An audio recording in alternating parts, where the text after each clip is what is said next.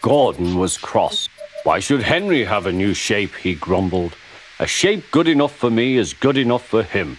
He goes gallivanting off to Crewe, leaving us to do his work, and comes back saying how happy he feels. It's disgraceful.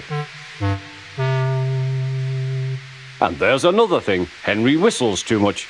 No respectable engine ever whistles loudly at stations. It isn't wrong, but we just don't do it.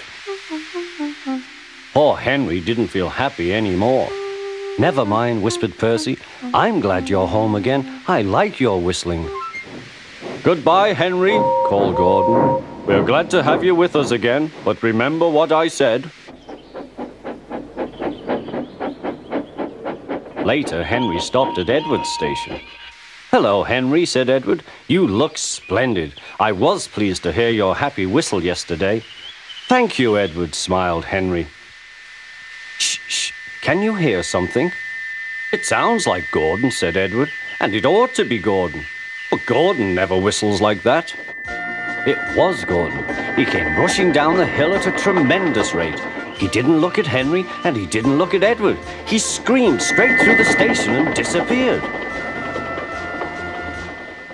Well, said Edward. It isn't wrong, chuckled Henry, but we just don't do it. And he told Edward what Gordon had said.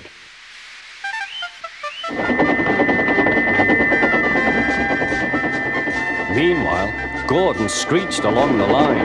The noise was awful.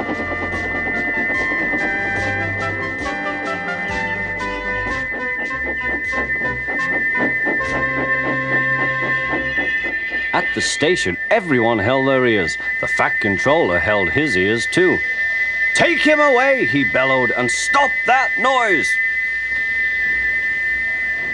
Gordon puffed sadly away, but he wouldn't stop whistling until two fitters climbed up and knocked his whistle valve in place.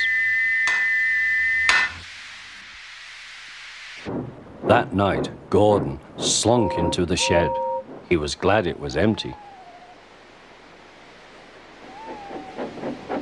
It isn't wrong, murmured Henry to no one in particular, but we just don't do it. No one mentioned whistles. Next morning, Henry was enjoying himself enormously.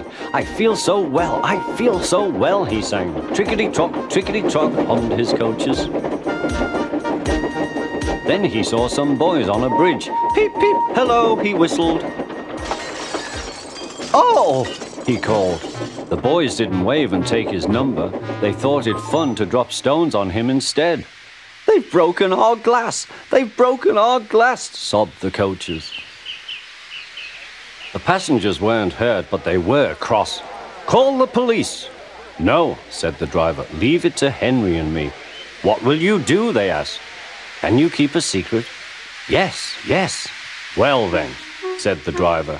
Henry is going to sneeze at those boys.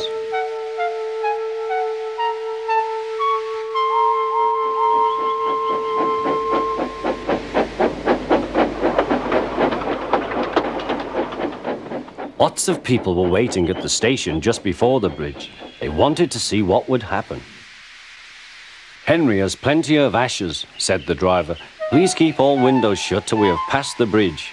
Henry is as excited as we are, aren't you, old fellow? Henry was feeling stuffed up. Soon they could see the boys, and they all had stones. Are you ready, Henry, said his driver. Sneeze hard when I tell you. Now, he said. Achoo-shoo!